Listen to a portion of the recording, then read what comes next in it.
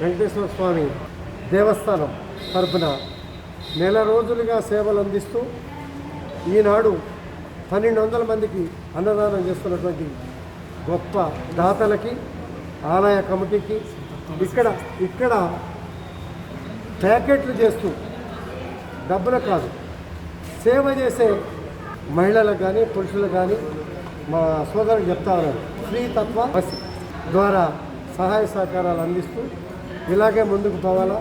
భగవంతుడు మీకు మంచి ఆశీర్వాదము, ఆరోగ్యము, చక్కటి భవిష్యత్తుని ఇవ్వాలని చెప్పి కోరుకుంటూ, ఈ కరోనా మహమ్మారి నుంచి మమ్మల్ని కాపాడాలని చెప్పి కోరుకుంటూ అందరూ కూడా స్వయం నియంత్రణ పాటించాలి.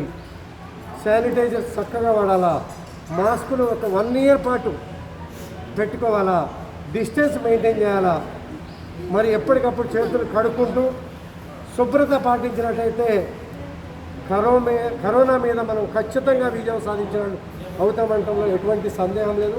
ఇది పాటించండి, ఖచ్చితంగా మనం విజయంతో ముందుకు పోతామని చెప్పి తెలియజేస్తాం.